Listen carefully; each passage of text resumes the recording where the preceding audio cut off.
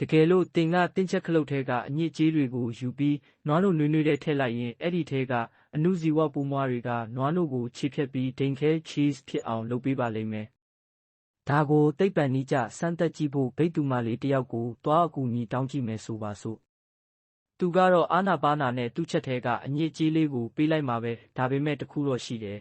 ။အဲ့ဒီကထွက်လာတဲ့ဒိန်ခဲကတခြားသူတွေလိုလူနှံ့ထွက်နေမှာမဟုတ်ဘူး။တနခါးနှံ့နဲ့ငပိဖုတ်နှံ့တင်းနေတဲ့ဒိန်ခဲဖြစ်နေပါလိမ့်မယ်။ဘာဖြစ်လို့လဲဆိုတော့ဘိတ်သူမလေးတွေကတကိုယ်ရည်တန်ရှင်းရေးအရန်ကယူဆိုင်တော့ချက်ထဲမှာတောင်တနခါးနှံ့လေးကဆွဲနေတယ်လို့လေ။တကယ်လို့လူပေါင်းရာနဲ့ချီပြီးလှူကြလို့အဲ့ဒီဒိန်ခဲတွေဆိုင်တဲ့အပြည့်တင်ထားနိုင်တယ်ဆိုရင်တောင်တင်စားရဲမှာမဟုတ်ပါဘူး။ဘာလို့လဲဆိုတော့အဲ့ဒီဒိန်ခဲကအနံ့ရလိုက်တာနဲ့ဟာဒါငါဘေးအိမ်ကဘိတ်သူမလေးရဲ့ကိုနံ့မဲဆိုတာတန်းတိနေမှာမို့လို့ပါ။ဒိန်ခဲစားရင်နဲ့ပိုင်ရှင်မျက်နှာကြီးမြင်အောင်နေရမှာဆိုတော့ဘယ်မျိုးကြပါမလဲနော်။